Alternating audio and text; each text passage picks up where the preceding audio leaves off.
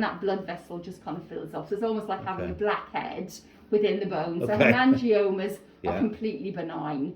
But actually, if you were looking at the images, you think, well, why is that one different? Okay. And that's just a normal anomaly, you know what I mean? So that you don't think, is that a tumour that they've missed? No, it isn't. Okay, super. Okay, it says that there are degenerative disc changes seen at the 3, 4, 4, 5 and 5S1.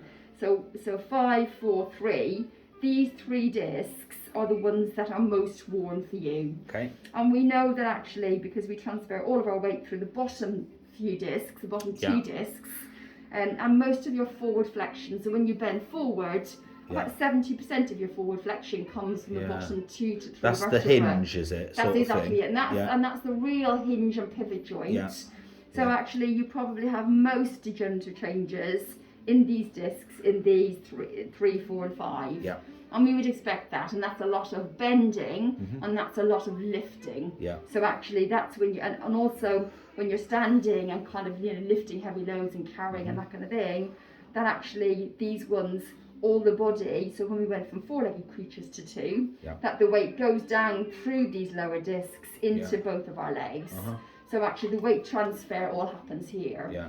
And that's why, for example, it's much harder for you to lift something when you're off the ground. Yeah. So if you're lifting something really heavy, because you obviously can't push through your feet, you tend to use yourself like a bit of a hinge joint, or some kind of a crane is what I say to my patients. You're not a crane, a human crane.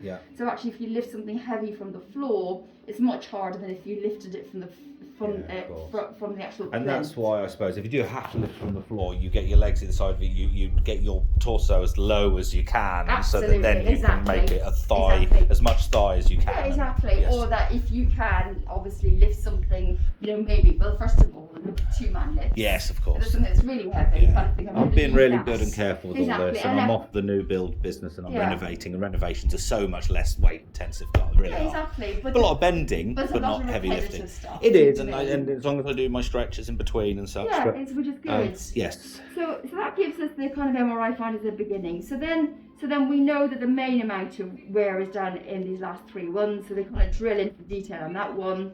And what it says is, on the L3-4, which is this one here, it said there's a broad-based disc bulge with mild bilateral L3 foramen narrowing, but no significant central canal or recess narrowing seen.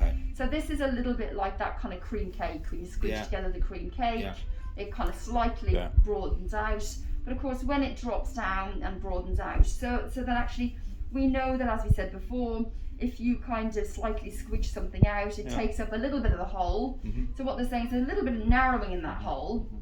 As I said, there's not much room for error, but it's not actually kind of compressing the nerve roots. And that explains why my pain, my sciatic bit or whatever, the pains I get in my leg are minor.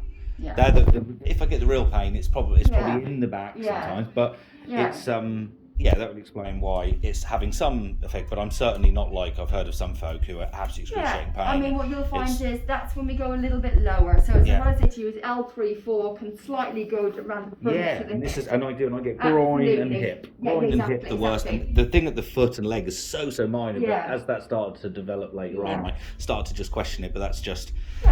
You know, just... So things like that L3 kind of goes more down the kind of front of the leg into the femoral nerve, But then you do have more problems, obviously. The L4 is your big level, your big pivot level. So the L4, which is the second last one, it said that there is a broad-based disc bulge. There's an annular tear, which mildly narrows the right recess. The right recess is here. So what the annulus of the disc is, the disc is, so when you say there's a bit of a tear, and they're often kind of acute injuries. So actually it's a bit like, well, why would my last episode cause me problems? So the disc is a little bit like an onion. It has a floppy bit in the middle, but the rest are layers and layers of cartilage. And that actually when you bend and twist at the same time, and they're quite kind of, that they're a little bit dehydrated and have got less flexibility, what happens is that when you bend, twist a lot, what happens is that actually you can just by kind of, if you had an onion that's a bit sagging, if you took it and then squidged it in 2 directions, what can happen is you tear a little bit of that layer of cartilage. So a little bit like having a meniscal tear in your knee. In other words, the cartilage that tears in your knee is similar to the kind of layers of cartilage that you have up in your back.